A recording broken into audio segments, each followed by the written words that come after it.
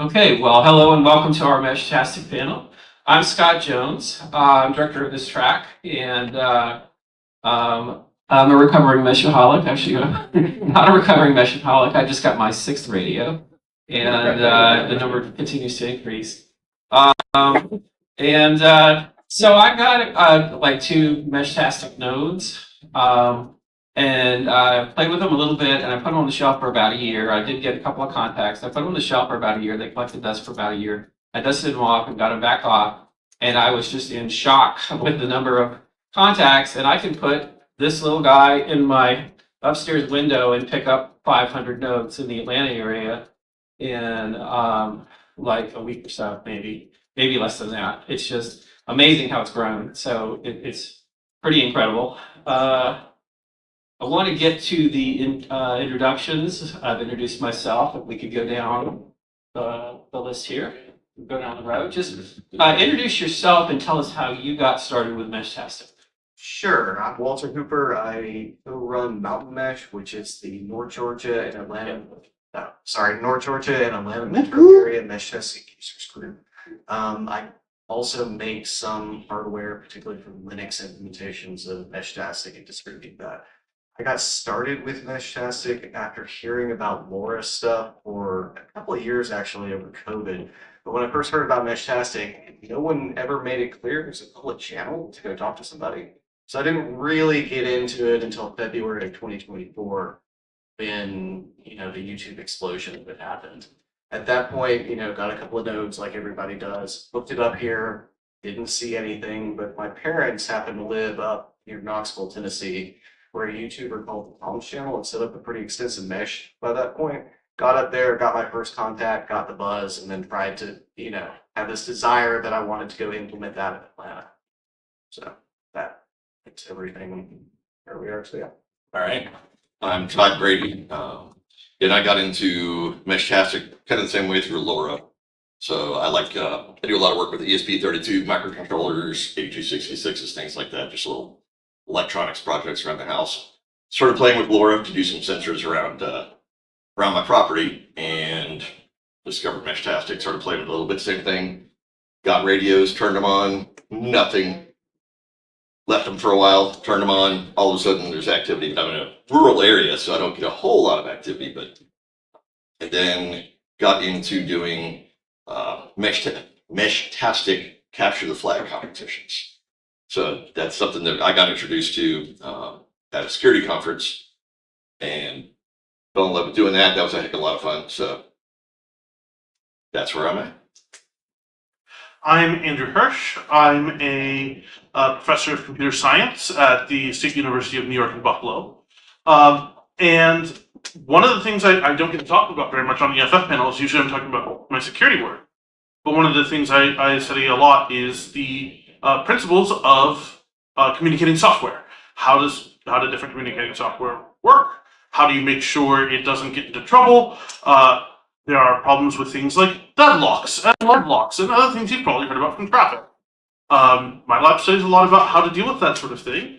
And so while I'm actually not a Meshtastic user in particular, I work with a lot of different styles of communication between different devices. And I think it would be really fun to actually play with some of the Meshtastic stuff in my actual work in my lab. So I'm excited to both talk a lot about what the principles behind all of this are, and to learn about this particular implementation of it and see what happens. Oh, and I forgot to say I'm a ham radio operator also, which does tie into Meshtastic at some point. All right, yeah, I'm working on the ham license. I don't have that yet. I do have a GMRS license, and I am a member of the largest linked GMRS network in the country, which is in the Southeast, which is North Georgia GMRS.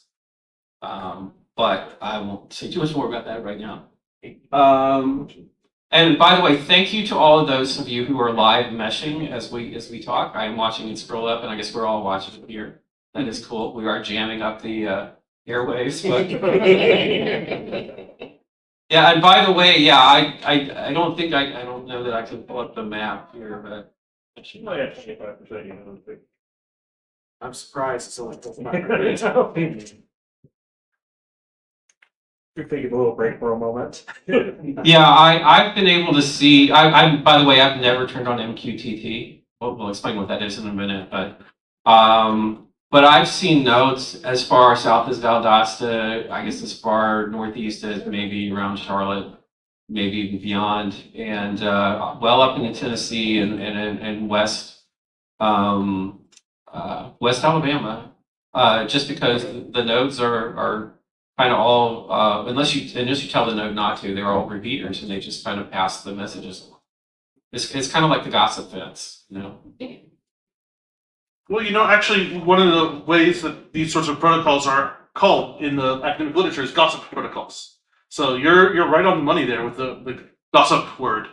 Gossip protocols are used all over the place for things like smart meters on homes and stuff like that, because you really want these devices to be low power. And so this idea of just repeating stuff back and forth is really, really powerful. So, I mean, that is the next question. How do you explain Meshtastic to someone who's brand new to it? And that's a great start. I guess, Todd or Walter, do you want to add anything to it? No, I mean, that is, that's the basis of the way that Meshtastic works is it's a series of essentially open radios that, you're going to send out a signal and it will bounce. If you're doing directs, it will bounce off of a node and they're all open. They all basically take the signal in that they get, the message, transmit it back out.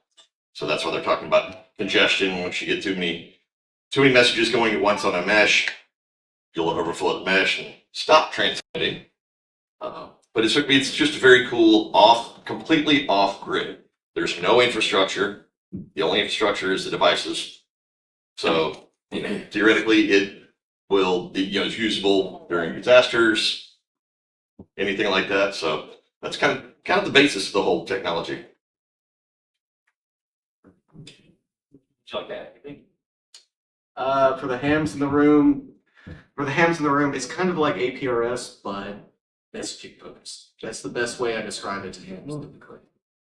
And a little more janky. Yeah. So what can you do with Meshtastic? What makes it cool? Meeting awesome people like all you guys in the room. Why, literally. That's the most fun that I have with this. It's been the best networking of my life. Just meeting the type of people that are involved. So. Yeah, so I mentioned earlier the capture the flag. And so capture the flag competitions I'm a cybersecurity professional. And a capture the flag competition traditionally is like a hacking competition. You're trying to get flags off of virtual machines, or you're trying to solve puzzles, decryption, things like that. At Hack SpaceCon at Cape Canaveral this year, there's a guy calls himself Panda, but he's got a website. It's commsforall.org. Set up a Meshtastic capture the flag. So basically, what he did was set up one general channel, and he would broadcast a clue on the general channel, and it would be something describing a place, and he would have a QR code with the next channel. Another trivia question or something like that would give you the next channel, so that you ended up, I think it was like there were 12 or 13 channels. And once you got to the last channel, that was the flag was giving the last channel. So that was a lot of fun running around with 30 or 40 other people trying to find QR codes taped underneath tables and stuff like that. So that was a heck of a lot of fun. I mean, all of this is describing human-to-human messaging, which is, of course, I assume the major use of it in the wild, but there's nothing that says it has to be. You could use it to do computer-to-computer messaging. Mm-hmm. And why would you want to do that? Well, one big reason people want to do that is what's called edge computing. And this happens a lot in the scientific computing space. So imagine you're out in the field as a scientist, you're out in the middle of the desert somewhere, you want to have things set up. You have sensors set up around the desert. You don't want to build some big infrastructure, because you can't, because you're in the middle of a public desert maybe, you don't own it. You can't set up that, but you can set up some nodes and start sending messages. And you set up a private channel, and you just, rather than displaying the messages on the screen for a human to read, you just get a computer to read it and do what it wants to do. Well, that kind of falls back to the LoRa technology. So the radios that are in use are called LoRa, and it just stands for long range, LORA. So Those are that's where we use the machine to machine would be more on the lower level. So the Meshtastic is the thing of Meshtastic is the software running on Yeah. LoRa. Yeah, there's this whole thing is layered, right? Mhm. So there's it's interesting to hear that the which layer we're on, but the way that these things work is that it's going to be receiving information at a very, very low level, usually the hardware, like there's just some signals coming in, right? And eventually it's going to get up to Meshtastic, which is going to recognize it as a message that it should display or send out or whatever it is it's going to do with that message. Okay. And yeah, by the way, I was thinking about setting up a Meshtastic treasure hunt. And the way that you would set the node to very low power, so you'd have to be within 10 feet of it, and then you get in there, you give it a code, and it gives you a hint for the next location. That's a good And way to then- do it. too. yeah, Just kinda and then pounding you- it out. And then you send, and then you go to that location, you find that location, and you see it, and it would be marked with a logo or something. And then you give that code, and you get the next location, and so on and so forth. But you have to do that in places that are not really packed here. But it'd be a great way to send people around. So I'll have to think about how to develop that, but it was not enough. That might be good for like an ARG rather than for It's a something little like bit like geocaching without the GPS. right. But you probably wouldn't want to do that. Like you said, not out of the con. But I could just see setting it up around downtown Atlanta if you could find a way to check the nodes. It's possible, but I think you want to see some visual markers. Yeah. You need, but you also don't want the node to stop the rain. So Talking about GPS, that is another function. Some of these are super cheap. These are like $20 devices that, there's 3D printed cases for. These don't have it, but some of the higher end devices have GPS, and you can share your GPS location. That's another function of them. So what kinds of Meshtastic nodes are good for beginners, and where can you buy them? So these are Heltech, HEL Tech H1s. And like I said, I think they're $20 or less on Amazon. Now it's just for the board. I think I actually glued these shut. No. So that's just for the board, which is about that big. So I added the battery and the switch. So brings it up to maybe $30. And these are probably the most accessible. The display is not really used. There's no input. It will just kind of cycle through the nodes that it sees. The communication portion is you pair it to a phone, and there's a Meshtastic app, or you can go on the PC. There is a web client that you can use and connect either USB or Bluetooth to a PC. Thermal client. Hmm? It's a thermal client. Yeah, thermal client. Yep. Personally, I recommend have to represent Works, who's in town here. Is H2T, which is based on Heltec T114. It has a lot better battery life, and the screen is much nicer for just like your first intro basic node. And you can put a GPS in as well. Or the CT1000E. It's really small, really easy to carry with you. You clip it to your badge at work. You got the belt clip, you can just clip it on there, even toss it in your pocket. If you have a higher powered node around you to repeat.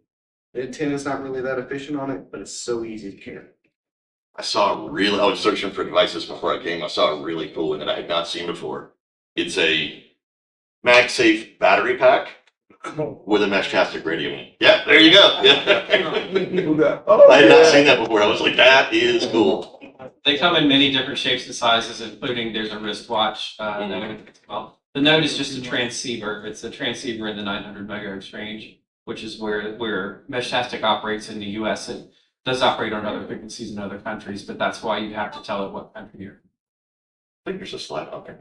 Some pictures of some devices. Yeah. Yeah, okay, there's our device to slide. So even like that LilyGo on the bottom right actually has a keyboard, so it looks like a BlackBerry. Yeah, You it can does. directly message from it. For those of you that remember BlackBerries. But is that? Right, well, we're not quite at the. All right, so what do you do when you first get your first node? How do you set it up? So, I mean, like these devices, they'll come, what are the ones, is it Lily that has their own Really good. firmware? None of them have their There's one Yeah, that. or they have bootloaders on. Right. But So like, they'll either come flashed or not flashed, which means it has the operating system on there or not, the Meshtastic app.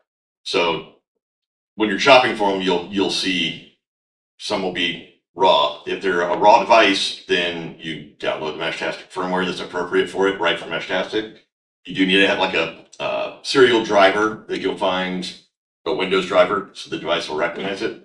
There's a process to go through to flash the firmware on there. Boot it up, it'll be a raw node. You download the application, and it'll see an unpaired node. You pair it, same way you pair any Bluetooth device. It'll flash a code, 6-digit code that you got to put on your phone to verify. And you're off to the races at that point as far as setting it up. And you'll just have the default channel. If you mentioned if you're a ham radio operator, you can turn up the transmit power. So ham radio operators are allowed to, I'm not sure what the limit is for ham on that frequency.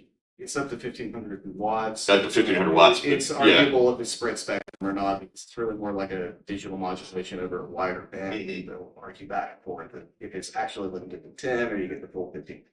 But with no encryption. Yeah. No encryption if you're on ham, correct? That's the FCC, all ham frequencies, you cannot use any encryption or encoding on well, encoding, yes, no encryption on ham frequencies. Yeah, I wanted to mention that the firmware for Meshtastic is an open source project, and you can find everything, pretty much everything you need at meshtastic.org. To flash your firmware, you go to flasher.meshtastic.org. And if you want to use your laptop as a client with a USB cable, you can go to client.meshtastic.org.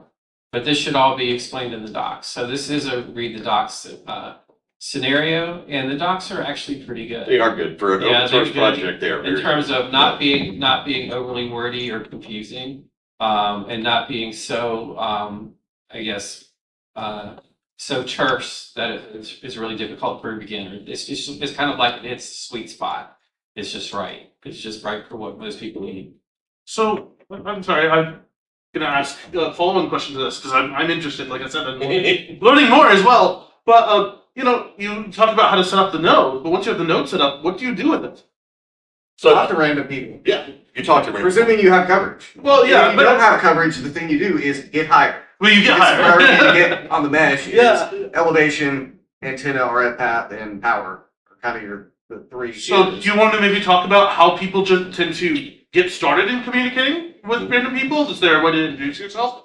You just say hi. Go on the open, You there literally is just the say hi. default open channel. Yeah. And you just go and say hi. I get the same question when I tell people that I'm a ham radio operator. They're like, what do you do with it? Just talk to people. What do you do with the ham radio? No, in other words, it's kind of like social media. It is. So It's like an being open on social Mastodon or media. something, but now it's just with people who are as nerdy as you getting into this stuff, right? More like old school BBS chat room level group chat. Yeah. So that would probably be a little bit. Or IRC, I heard someone out there. Yeah, IRC. Oh, those were the days. Yeah. Still are. You know, and Still are. Still are. Like I said, there's the default channel is unencrypted. You can set up encrypted channels where you can share, you do a pre-shared key, is what it's called. So you generate a key for you, or you can come up with a random key and you share that with whoever you want to be able to join that channel. And it is AES 256 encrypted, so it's a good, strong encryption protocol. But like I said, if you're running ham radio, you're not allowed to use encryption. All right, I wanted to go through the app quickly. Let me expand it. Okay, so the first thing you would normally do is connect by Bluetooth. And so when you open up, you have to turn on your Bluetooth, obviously, and you'll have to find your node. It's a lot harder when you're in a room full of nodes. Yeah, when you're home, usually the choices are a little bit more narrow, so I happen to know which one mine is.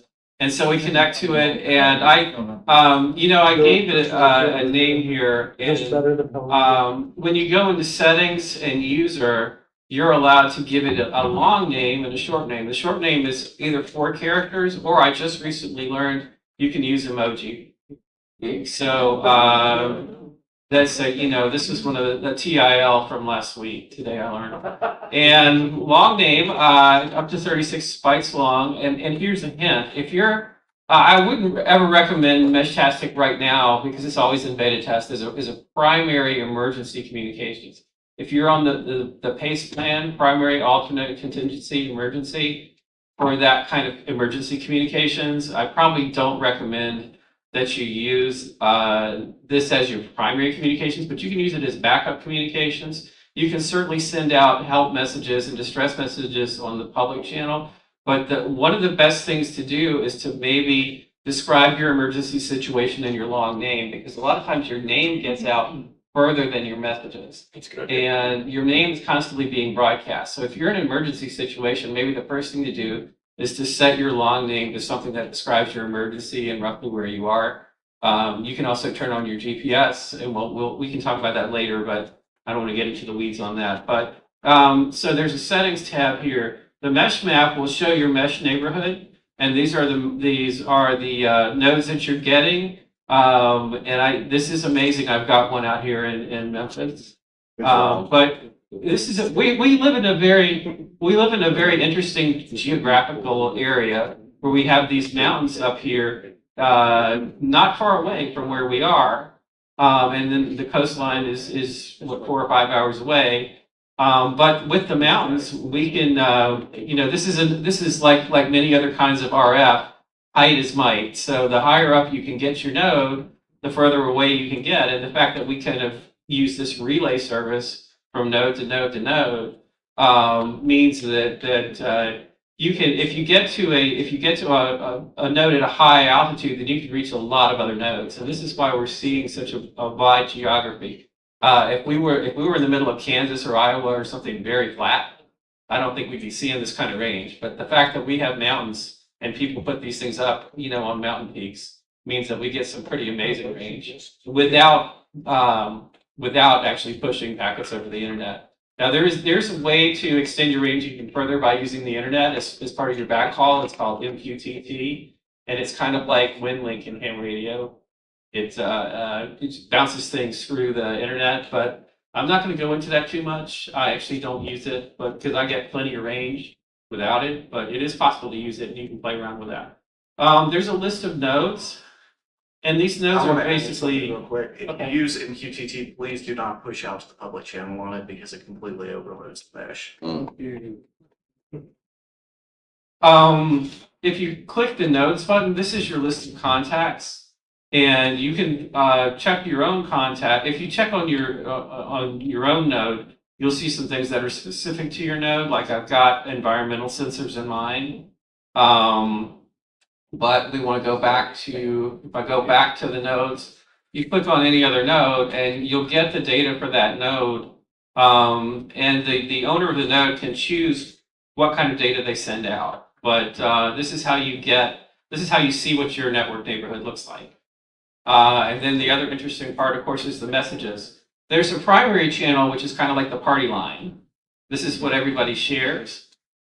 And then you can, this is the public channel. I think I said private. The primary channel is the public channel. This is the one that everybody shares. And if you want to reach all the nodes around you, this is where you go.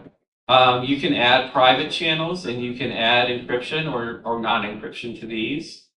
And you're not supposed to use encryption in the higher power modes, which is only available to ham radio operators. But in the low power modes, you're able to use encryption, which is roughly comparable to maybe typical Wi-Fi encryption. But it's interesting to be able to have encryption at all. And then these are channels. You can also do direct messages, which means that you can send messages directly to a node. If you know who owns that node, where it is, if you want to send it just to that node, then you go into direct messages. And so these are the 5 tabs across the top, and then everything else is kind of dynamic. But once you get used to these 5 nodes, you pretty much know how to drive and in the Meshtastic app. You can set your nodes not to receive direct messages too. Is text the only, MIME type? Both?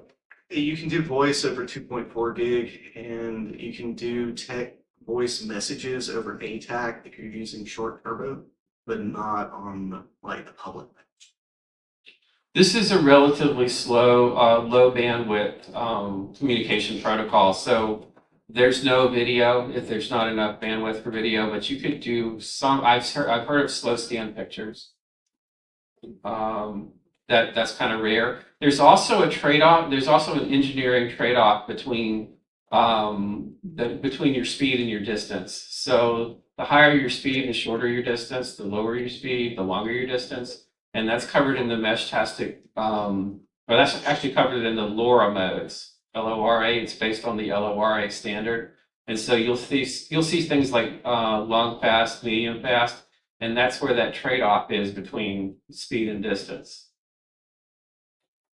Yeah, I mean, text is just going to transmit better almost every time. Text is so nice and compact. It's really, like, text is annoying to deal with as a programmer, but it's way less annoying to deal with than almost anything else.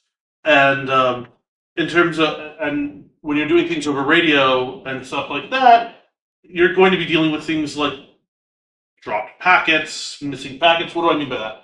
I mean, some of the data is just not going to arrive.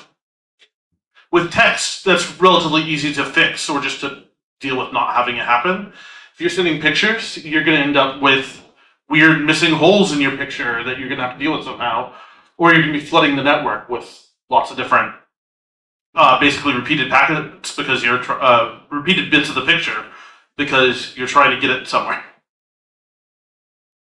Okay, I wanted to, we've already talked, I think we've already touched on some of these issues, but yeah, I wanted to ask about what are some of the issues and limitations with Meshtastic, especially link budget and how it relates to the LoRa modes that we've already talked about. I wouldn't say necessarily link budget. I think our biggest constraint is our tiny amount of bandwidth. So we talk about this long pass channel being the default. It's 1 kilobit per second across the entire mesh that are, well, like what your high sites can see. That's not much for even getting text messages back. So that's why we have scaling limitations right now, because if their airtime is too high, you run into what's called the hidden node problem. So we have, say, this 2-watt node sitting on the desk here. It's hitting Stone Mountain right now. Well, Stone Mountain can also hear Sewanee. If the airtime is too high, which it is up there, one of your messages is getting relayed by this, or this is picking it up, it's waiting to relay it, here's an empty time.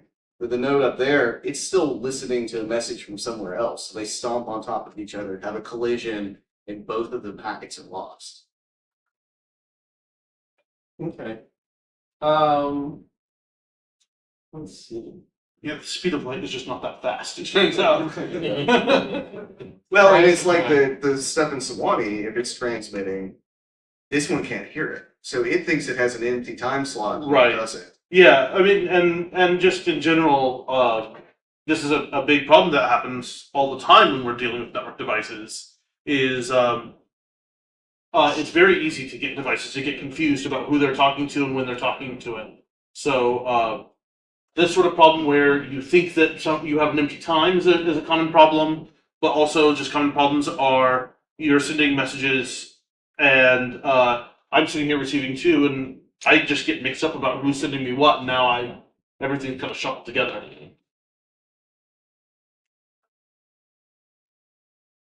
Okay, I wanted to ask about some of the groups that you can talk to. We did touch on the question of who can you talk to, but I'd like to talk about Mountain Mesh as a group and how they connect to each other. Can you tell us a little more about Mountain Mesh, especially Walter? Sure. Mountain Mesh is kind of the user group in the area. Started that right after DragonCon last year, basically, because we finally got a link from something that was left somewhere near here to a node that has now died in Tucker up to Sewanee, which got us linked up between Austin and I. And we started this group to try to grow the mesh in the area. We have about, 550 users Put the Discord up there. Yeah, well, I've got a temporary internet issue, so. Got it. So we have like 550 to 600 users in the area. We have some tools up there. He mentioned MQTT before. We Oh, use goodness. MQTT to feed our tool system. So if on your LoRa settings you choose OK to MQTT, that lets all the collectors that we have out there forward information to view.mountainmesh.sh. That you can go check to see if your messages got out. You can go see how you're linked together. It gives you a lot of tools as a user to see how you're actually getting out. The group itself, we're trying to grow the mesh in the area as much as we can, coordinate with other meshes. We have mesh meetups a couple of times a year. We do a lot of liaison work with ham groups trying to grow the Meshtastic hobby. And we found that ham groups are actually fairly interested in this kind of stuff because this tends to attract a little bit younger crowd than a lot of ham groups have going into them right now. And them seeing, hey, there's this new group that's interested in this RF stuff they've been playing with for years. You know, they kind of want to take us under the wing and get involved with us as well. Okay, so here's the website, mtnme.sh. So maybe jot it down or screenshot it. I was looking for the map and the answer is just scroll down. That's an old hash map. If Oh. you go to view.mountainmesh.sh, you can actually see the real-time one, and that would be more interesting to the group because you can see the meshy links between them. Okay, So that's what's been collected basically in the last 24 hours. And then if you look at the top, there's a thing that says mesh graph. Mesh graphs. Right. If you click that, and then probably full screen this. I don't know how you have this shared out, but you're just doing, yeah. This is actually showing all of the recorded links that our collectors have seen. So when you do a trace route, it's sitting there listening to that, and it's recording all of the hops that successful trace routes go through. So if you click particularly on either NanoNewt would be a good one. That's the one up in Stone Mountain. Yeah, you'll see how many different direct connections that one node up on Stone Mountain has right now. And you can see on some of those other ones where the density and the connections are, or it gets off to, hey, it's just connected at one little spot over at the edge. But this helps people figure out where they are in the mesh and what they need to do to try to say, oh, I need to drop a solar node somewhere to get to the wider mesh and get better connectivity or things like that. This helps the users have tools to be able to improve their mesh experience. So Mountain Mesh is regional to North Georgia, East Tennessee, maybe nearby parts of North Carolina, Alabama, South Carolina. There are other regional mesh sites around, and so it's good to look for them. Do you know offhand of any of them? I don't, I'm in North Florida and I don't Jackson. know of ours. There is. Florida mesh? Jack, Yeah. it's Jackson. Okay, it is Jack's Mesh. I'm in St. Augustine. I'm a Jack. Yeah. Okay. And go ahead. Do you get on the actual Florida Mesh Discord as well? Yeah, I'm on it. Okay, those are great people, by the way. So. They're good vote.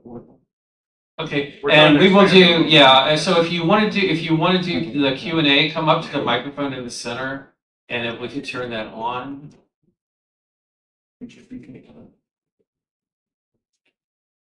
I was gonna say, turn on the mic. Yeah, it's on. Try it. There we go. Check. There you There go. we go. Alright, I was gonna say, we have NC Mesh in North Carolina. Yeah, NC Mesh, I've seen that before. I've seen traffic from that before, from Atlanta.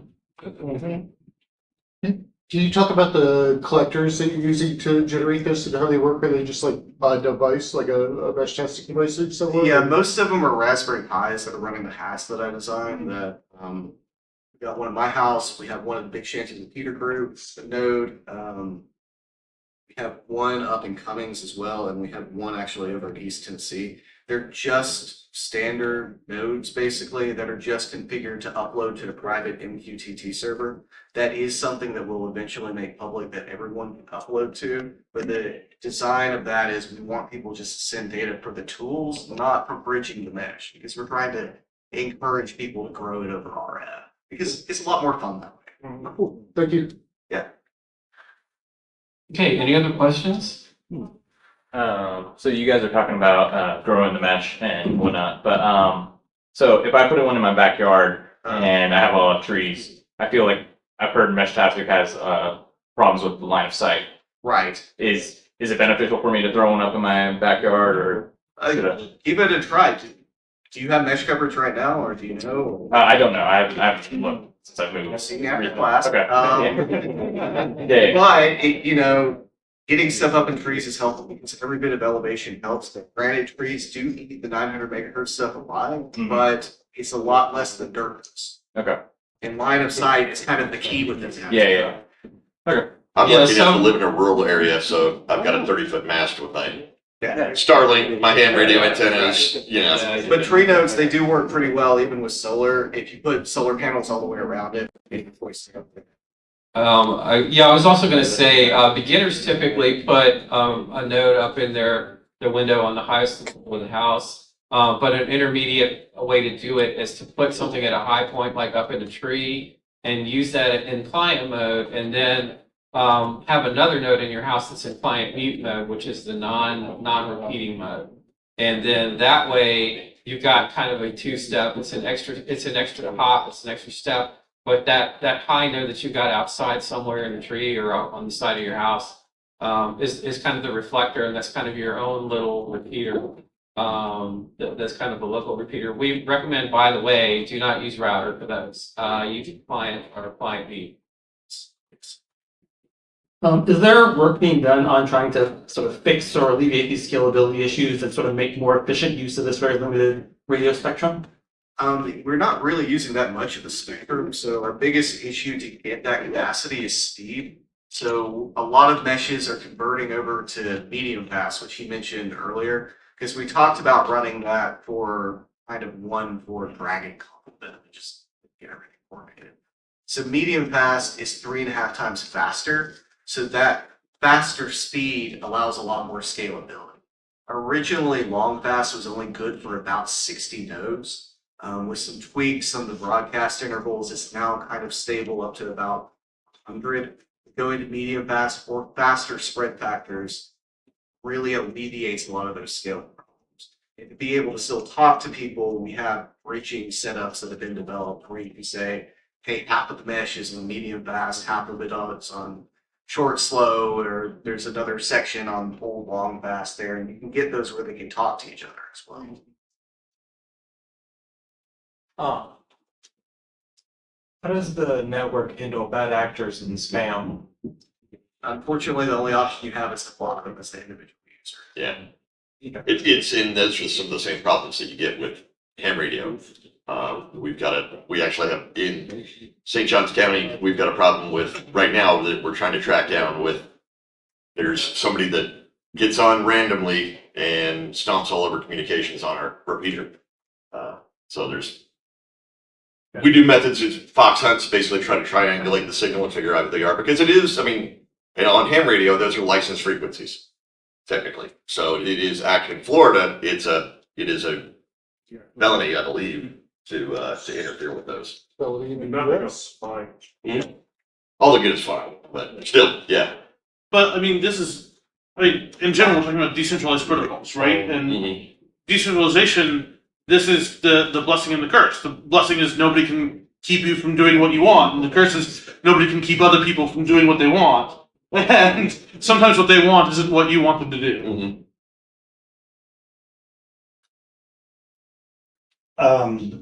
There hasn't been a discussion about the protocol that I heard, and I was reading, but I figured I'd just ask you guys. TCP/IP has solved some of these problems, I thought, but maybe not. Yeah, our problem with TCP/IP for reliable communication, we don't have the bandwidth.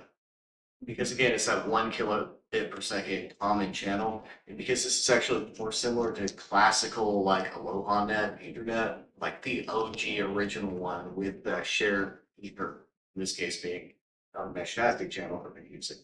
The collision domains, we really have to be way below whatever the capacity of the channel is to get messages there live. So on some of them, like when you do a private message, it does retransmit if it doesn't get an acknowledgement back. But like when you're on the group main channel, there's not really a mechanism to check for that because it just hears, hey, my first buddy got it. It doesn't know if it got to the person you're randomly trying to talk to. Yeah, TCP/IP is also going to be a lot more reliant on reliable hardware. I mean, not completely. It still expects things to go offline and whatnot. But when you're talking about stuff like LoRa, it's this stuff goes up and down all the time. People take stuff up and down. So flooding the network, this flood algorithm is the technical term here. But flooding the network like this is actually a pretty efficient way of just making sure you get somewhere. So. There are some other mesh protocols, Mesh Core and some of those other ones that do actually run a full routing protocol to help with that. But they just don't have the scale Meshtastic right now. Sounds like an unsolved problem then. Mhm. Yeah, okay, thank you. Yeah. And if you're interested in working on it, I know some people who would love students. So there's a question from the mesh. I'm not sure if this makes sense, but is there a public channel on short turbo and other channels? Just the default setting. Hmm. So we have some medium pass deployment around Atlanta. It's still that default. The first one you select when you go to LoRa, you use your presets, go to medium pass. You just leave your default channel the default. It'll automatically change to one that's encoded as medium pass, and then the AQ equal key.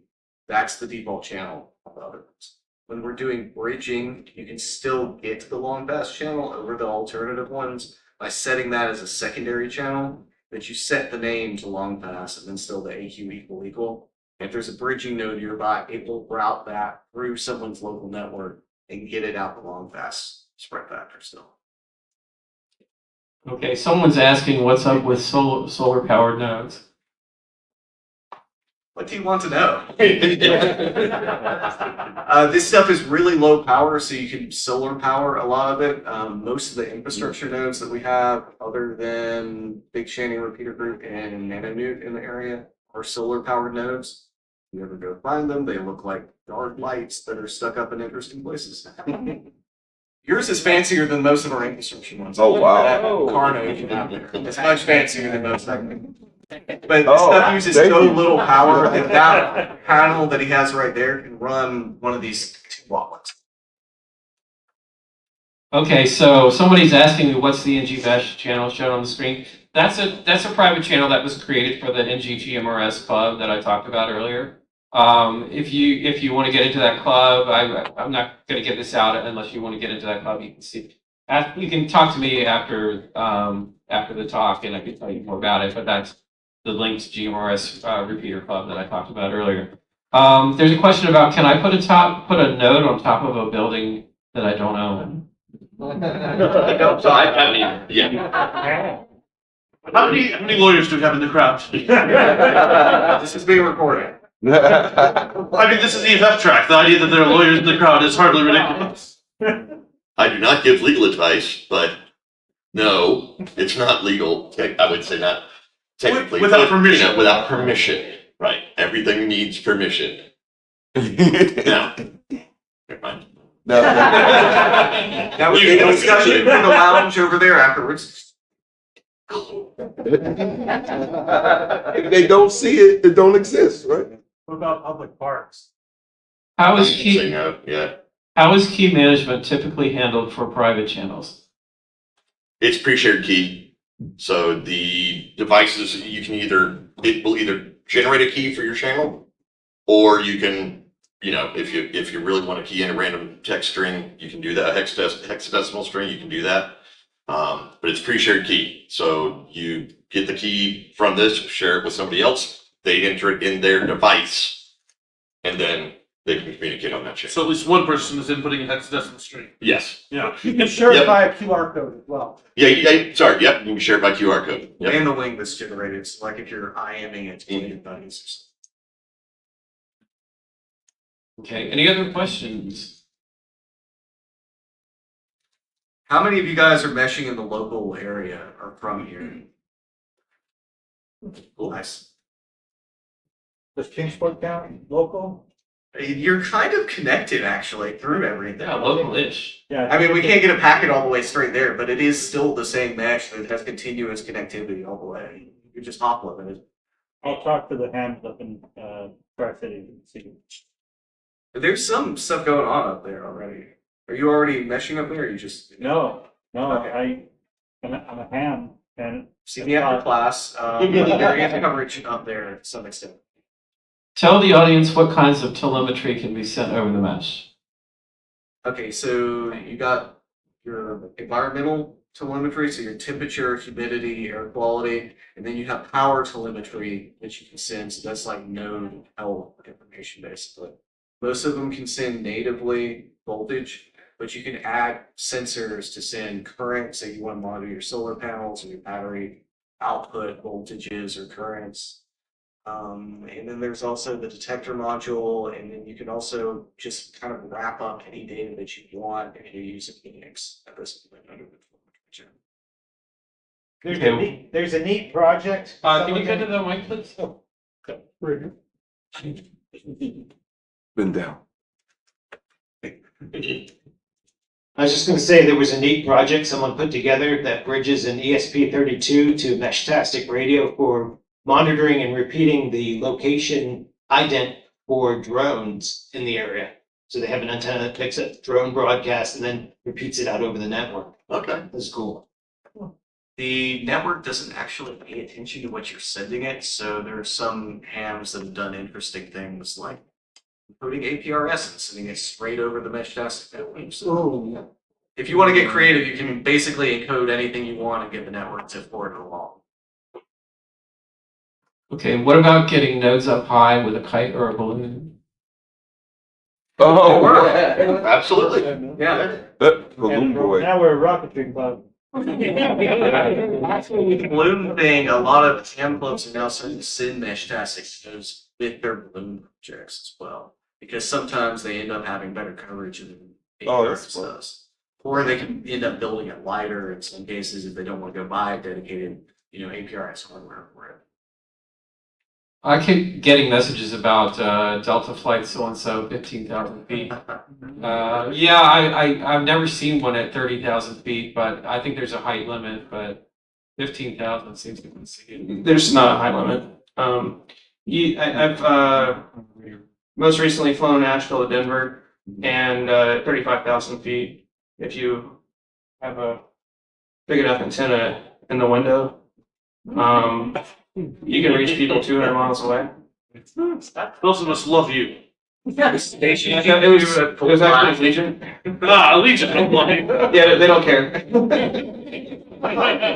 As someone who regularly travels with various hacking hardware, you get some interesting looks in airports. Yeah. Okay. Any other questions? You guys have some really cool questions like opening up what you can do with it, and not even just Meshtastic, but the ways that it overlaps with ham radio, the way that it overlaps with microcontrollers. There's so many things that these small embedded devices just open up for you. Let's talk a little bit about GPS and how you can by default you kind of budge your location if you're broadcasting publicly, but if you're sitting on a secure channel, you can tighten that up to 0. And by the way, there's a limitation for iOS. It turns out that on the public channel you can't turn your error radius down to 0, but you can do it on other devices. And it's because of a policy difference. There's a rule in iOS about doxing your location, and it's just a policy difference and not a technology difference. Yeah, because they actually Karl ran into issues with that where he had to dial it down. Now, if you can manually set it like on your computer, you can still have it set to high precision even if you connect to it. I mean, I can tell you why that policy difference exists, which is simply that iOS users had a problem of believing. I mean, I've been in, not iOS in particular, but I've been in academic conferences where people are talking about what the right policies are for GPS location on phones, and how do you maintain privacy in a world that's as interconnected as ours. And it turns out that almost never do people actually want to send their exact location out on a public channel? On private channels all the time, but on public channels almost never does somebody want to do so. And it is much better to not let your users shoot themselves in the foot than to let the small subset of your users who know what they're doing do that. If you're Apple. Now, if you're Linux, obviously that's a different opinion there, where a different philosophy of how users should operate. And I think for a lot of people in this room, we're very much in the I know what I'm doing, computer, shut up and let me do it philosophy of computing. But this is not how most people interact with their computers. Okay. Oh. Somebody was asking how long until we have a Meshtastic CubeSat. LoRa works surprisingly well with CubeSats because it is inherently resistant to Doppler shift. So there have been several LoRa satellites that have been successful. And also, if you remember, there was a company called Swarm that eventually got bought by SpaceX that was doing IoT to satellites distributed. They were using LoRa underneath. In theory, it's something that can be done at any time. It's just who's gonna put the funding together to go do it. Oh, you're volunteering? No, Yeah, I- let's do it. I'm asking how much is it? Depends if I'm volunteering. I don't know what the current rate is on like a 1 or 2 We talking like 1,000 or multi-thousand? probably 100,000. Hundreds? Yeah, no, I can't do that. Sorry. Come on, you raised your hand. You volunteered. Yeah. I mean, if you can get the $100,000 out of my bank account, you're welcome to use it. That's not my laptop. You already get that back. I mean, are you really challenging this thing? Well, the Do thing not is, challenge the people around here to get money, because they will find ways. you're gonna rob a bank, put it in my account, right? Meshtastic eliminates that. We want a CubeSat. Come on, everyone come buy some with me. Does anybody want to talk about the underlying LoRa protocol and especially the chirp spread spectrum and how that works? I do not know enough about it to do it. Okay. No one else does. Why don't you start, because you probably know the details of it, and I can talk a little bit about it too. Okay, so it's different. It's not what, from a ham perspective we're used to. But what it's actually doing is it sends a chirp. It's basically an FM modulated, goes from the beginning to the end of the spectrum that's out.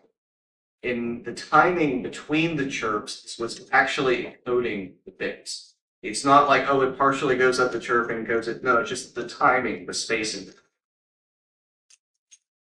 And that is very resistant to noise. It can pull it out 20 dB below the noise floor. There's some wild stuff that you can get to. That's why we have 153 dB margin under the default settings.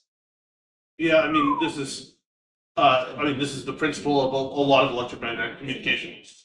Exactly this timing issue when we talk about wavelengths of data. I don't have that much more intelligent to add. There's a YouTube video of the chirp. You can watch, and it's just like a bunch of like diagonal lines. Is what it looks like on the. Can you go to the main page of the app with the logo? Right, because the logo The was logo actually is trying to distinct. show the sync one. Yep, it's a chirp and a sawtooth. That is the sticking. Right. Well, that's is specifically the sync one. So the chirp where it goes backwards, that's encoding, hey, listen to me, I'm this particular protocol. Right there, the M. That's it. Okay. Oh, Yeah, so a chirp is it's a slowly rising in frequency and then all of a sudden falls and then rises, or the reverse of that. It's this gradual change and a sudden change and a gradual change. And if you think about it, that's what birds are doing when they chirp. And so that's an interesting way to communicate, and the birds have done it for a long time. So, it's amazing that we have technology that does that as well. The new research into uploading JPEGs to birds, right? Yeah, it's a very interesting YouTube video. Okay, any other questions? Okay. Let's see. I think we can get over this. Do you have some recommendations about where to buy these online websites? Support Meshtastic locally, MoozyWorks. Ooh, say it again. MoozyWorks. MOOZI. Tell us about your hat. Oh, My MUZI, hat? that's right. Oh, you're talking about the hardware I make. Yeah. I don't think I should be using this form as an advertisement for my, I think you just got invited to. Yeah. Let him know. Okay, so I make hats for Raspberry Pis and Nebras. I got one of those. Recycled helium miners. Wow. And, we remove their LoRa concentrator and put a little circuit board I make in there to make it in this case, 2-watt radio, and after the insertion loss and filter, it ends up about 1 watt. But Linux nodes for infrastructure are so much easier to so much easier to manage than those. We also make some USB dongles. Have you heard of the what do we call that thing? The mesh toad. I designed that one. Yeah. But these hats, they allow you to put it on a single board computer, basically, Raspberry Pi or Raspberry Pi based thing like this. You install Meshtastic as an application on top of Linux, or you can now run it on Mac OS through Brew, I think. I think you can run it through the Windows virtual environment on Windows with the USB dongles that we make. And you actually are running the app native on your phone. Then this is just a dumb radio, basically, that interfaces with it. That gives you a lot more processing power to work with, a lot more RAM. The node DB is several thousand inches long versus being cleared out after, what is it, 80 on something like this, or 100 to 250 on an ESP32. So you can almost build your own system. Basically, yeah. Okay, somebody's asking what is or was a helium miner. So helium was, we're going way off. tangent. Yeah. Helium was a LoRaWAN based cryptocurrency where for connectivity to IoT devices, they were going to give you crypto coins. Never really went anywhere, but there's a bunch of these floating around on the internet that were originally $600. You can now go for $40, which is a really nice Raspberry Pi in an outdoor radio box like that. You just swap the radio in. That's It a has decent PoE. deal for the Raspberry Pi. Well, it's Pi Compute Module 3. It has PoE already on it. So you just, instead of running a lossy coax with your mask with power for hams, you put one of these up there, put lightning suppression at both the bottom, look at your bulk head to make sure it doesn't get to your switch. But a lot of ham huts now, you're running Pis with things like a D-Star or something like that. Or you have a network there.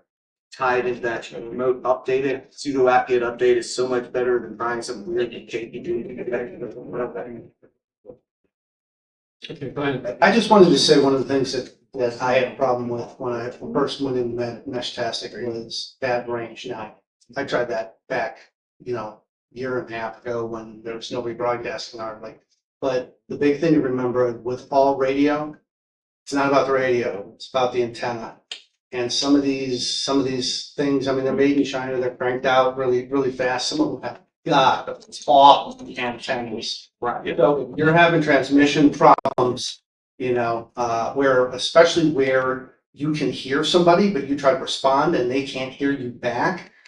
Think about upgrading the antennas. They've got little connectors that you can swap them out for something else. So that's a good thing to consider. This unit, I have an enhanced antenna on this, but the stock antenna that this came from has an SWR of 5. So that's not good. You want SWR 2 to 1 or lower than 2 to 1. 2 to 1 to something 2 or something less than 2. So this it came with a stock antenna that was SWR 5, which is just not any good. So if you want to upgrade your node and you're able to replace the antenna, that's probably the first thing you're going to do. And by the way, this is very low power. I have actually an 11 meter antenna at home that can be used in the CB band. And I used a device called a VNA, and the VNA was telling me that 11 meter antenna was actually tuning up very well in the 900 megahertz band. But I hooked it up to the Meshtastic node and it can't hear anything. And the problem is the loss in the coax. The signals are so weak and they're so high frequency that the coax, a long run of coax will eat up all the signals. So you need to have a very short run, like inches of coax if you have any at all, or none if possible, or just a short run for the board, because coax will eat these signals, and it just can't handle something like an 11-meter signal. The node on Stone Mountain, they actually have that pipe filter 1.2 to with no matching or anything, just working.